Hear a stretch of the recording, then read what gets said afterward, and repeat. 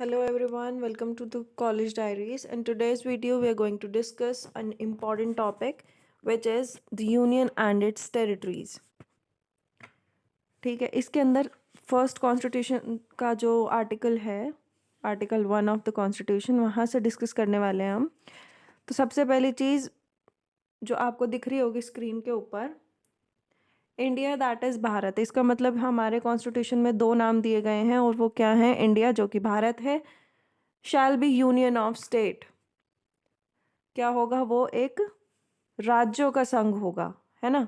ये चीज़ है। तो इसका अगर आपसे सीधा सीधा ये पूछा जाता है कि इंडिया जो है वो यूनियन डिस्क्राइब किया गया है, ये इंडिया का दूसरा नाम क्या दिया गया है, तो दैट इज़ भारत। और यूनियन का मतलब होता है जहाँ पर जो स्टेट्स हैं वो मतलब सेंटर के साथ कोरिलेट करके चलेंगे। ठीक है, अब इसमें जो आगे चीज़ें हैं उनको थोड़ा सा ध्यान से पढ़ेंगे। जैसे आपको दिख रहा होगा सेकंड जो है इसके अंदर कि टेरिटरी जो है ना वो फर्स्ट शेड्यूल के हिसाब से डिस्क्राइब की जाएगी। जब शेड्यूल्स पढ़ेंगे इसको तब डिस्कस करेंगे। थर्ड पे आ जाओ, विच इज़ वेरी सिंपल, कि टेरिटरी के अंदर कौन कौन सी चीज़ें आएंगी। टेरिटरी के अंदर क्या क्या आएगा? अब यहाँ टेरिटरीज ऑफ द स्टेट, मतलब कि जो राज्य हैं, भारत के जो राज्य रहेंगे उनका टेरिटरी आएगा, उनका राज्य क्षेत्र आएगा। दूसरी चीज़ जो आपके फर्स्ट शेड्यूल में दी गई है। और तीसरा चीज़ क्या है? जो एरिया एक्वायर किया गया है, जो अर्जित किया गया है। जैसे मान लो कोई एरिया किसी से हमने जीता था पहले, इस तरह की चीज़ें। इसमें एक आपका जो इसमें एम्बेडेड है, जो मतलब सीधा सीधा लिखा नहीं है, वो ये है कि आपके वाटर एरियाज जो होते हैं टेरिटोरियल रीजन के अलावा, आपका जो वाटर एरिया होता है वो भी टेरिटरी ऑफ इंडिया के अंदर आएगा। ठीक है, अच्छा इसमें अब आगे एक चीज़ ये है कि इंडिया ने एक्वायर किया होगा कुछ ना कुछ, जब भी तो यहाँ पे थर्ड जो ये है कि जो टेरिटरी आपने एक्वायर की है, जैसे आपका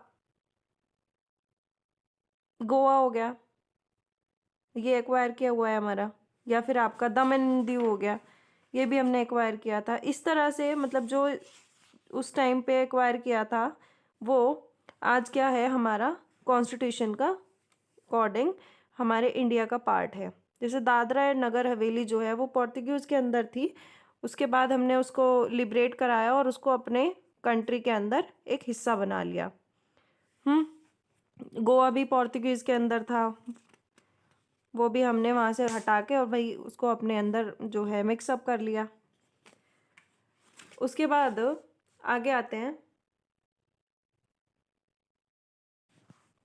अगला है कि एडमिशन और इस्टेब्लिशमेंट ऑफ न्यू स्टेट, कि जो नया राज्य अगर कोई बनेगा तो उसका क्या प्रोसीजर है।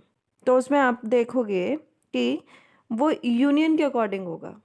देखो इसमें आपको अगर मैं सिंपल से बताऊं तो ऐसा होता है, इसको थर्ड आर्टिकल को भी देखेंगे। Formation of new states and alteration of areas, boundaries और नेम्स ऑफ एग्जिस्टिंग स्टेट। इस हिंदी में देखोगे इधर, नए राज्यों का निर्माण और वर्तमान राज्य के क्षेत्रों, सीमाओं और नामों का परिवर्तन। अब इसमें जो आपको बेसिक बेसिक चीज़ें जो इसमें दिख रही हैं कि क्या है कि आपका या तो सेपरेट टेरिटरी करना है या यूनाइट करना है, मतलब दो जो राज्य हैं उनकी टेरिटरीज, उनकी बाउंड्रीज जो हैं या तो वो मिक्स करनी है कि भाई ये दोनों मिला दो, या दोनों को अलग अलग करना है, या किसी एरिया को बढ़ाना है या किसी एरिया को घटाना है, या बाउंड्रीज इधर उधर करनी है, या फिर नाम बदलना है। ये सारे काम जो हैं ये आपके यूनियन के अकॉर्डिंग होते हैं। कैसे होते हैं? क्या होता है इसमें मेन चीज़ क्या होती है कि एक बिल इंट्रोड्यूस होता है पार्लियामेंट के अंदर, और वो भी प्रेसिडेंट की प्रायर रिकमेंडेशन से, कि उनसे पहले पूछ लिया जाता है प्रेसिडेंट से, और उसके बाद पार्लियामेंट के अंदर ये इंट्रोड्यूस किया जाता है।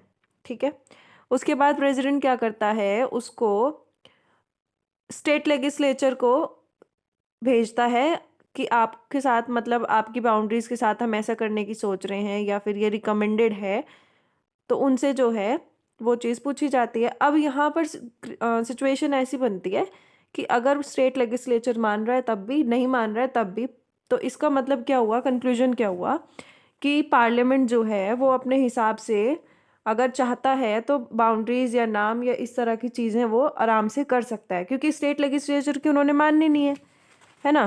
तभी तो मतलब है इस बात का कि भाई अगर वो चाहें तब भी और ना चाहें तब भी वो अपना काम एज इट इज़ कर सकते हैं। ठीक। अच्छा, अब इसमें है अगली चीज़ जो आप देख रहे होंगे कि आपको क्या है कि स्टेट का जो एरिया है वो घट नहीं सकता। अगर कंट्री के लोग ऐसा चाहें, संसद ऐसा सोच ले कि चलो ये डिस्प्यूटेड एरिया है तो इसको किसी दूसरे कंट्री के नाम कर देते हैं, तो वो पॉसिबल नहीं है, वो नहीं हो पाता है। ठीक है। अच्छा, अब घटा नहीं सकते लेकिन हम बढ़ा सकते हैं। बढ़ा कैसे सकते हैं? अगर हमने कोई चीज़ एक्वायर की है, किसी को जीता है, इस तरह की चीज़ें जो होती हैं वो हम कर सकते हैं। शायद आपको समझ आ रही होगी ये बात। अब अगला आर्टिकल हम देख, नेक्स्ट आर्टिकल है आपका आर्टिकल 4। ये जो कॉन्स्टिट्यूशन के हिसाब से ये थोड़ा सा टिपिकल है समझने में। मैं आपको थोड़ा सा जो मुझे जितना बेस्ट ऑफ माय नॉलेज जो मुझे समझ आया वो मैं आपको बताती हूँ। क्या है आर्टिकल 4 के अंदर कि पहले तो आपका जो नए स्टेट्स का इस्टेब्लिशमेंट है या उनकी बाउंड्रीज़ का अल्ट्रेशन है, मतलब उनको थोड़ा बहुत चेंज करना या उनका नाम चेंज करना। तो ये जो चीज़ें हैं, मतलब जो हमने आर्टिकल्स में अब तक पढ़ी फर्स्ट सेकंड थर्ड में, जो आपके फर्स्ट और फोर्थ शेड्यूल के अंदर चीज़ें आएंगी, उनको आर्टिकल 368 के अंदर वाली चीज़ें कंपलसेट नहीं करती हैं। मतलब 368 के मतलब क्या है कि आपके स्पेशल मेजॉरिटी वाली केसेस जो हैं इसके अंदर नहीं होंगे।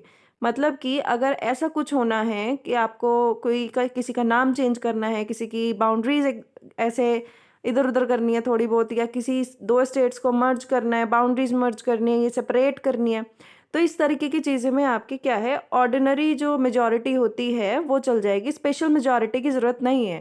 स्पेशल मेजॉरिटी से मतलब होता है कि पार्लियामेंट के अंदर 2/3 ऑफ द मेंबर्स जो हैं वो साइन करें उस रेजोल्यूशन के ऊपर।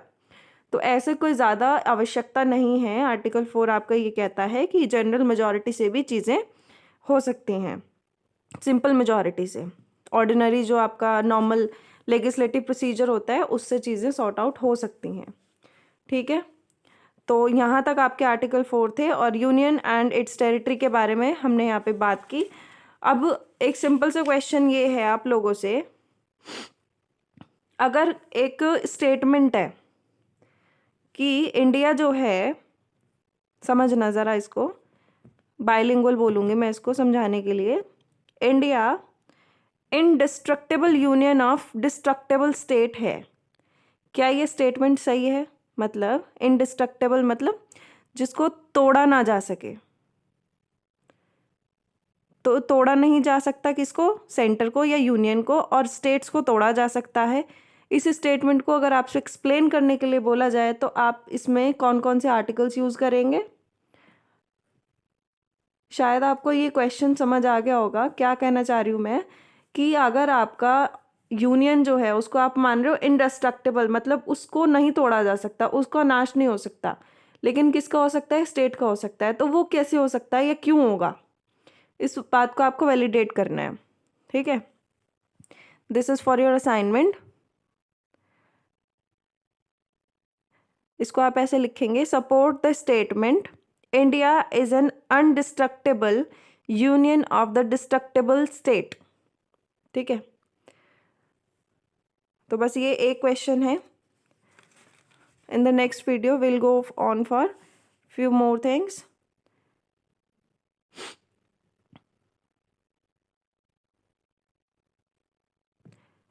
वन मोर थिंग, जैसे आपका कुछ चीज़ें जैसे नाम चेंज हुए हैं उसके एग्जांपल्स, जैसे आपको मैंने एक्वायर्ड का एग्जांपल दे दिया। अभी नाम का एग्जांपल जैसे आपका हो जाएगा पौंडीचेरी बोलते थे हम, 2006 में इसका नाम चेंज हुआ, उसको हो गया पुडुचेरी। फिर पहले उड़ीसा नाम होता था, अब उड़ीसा हो गया 2011 के बाद से। तो इस तरीके से आपके जो स्टेटमेंट्स हैं आप उनको, आर्टिकल्स जो हैं आप उनको सपोर्ट कर सकते हो, है ना। Okay, thank you for watching the video. Please like and subscribe and share if you want. Thank you for watching.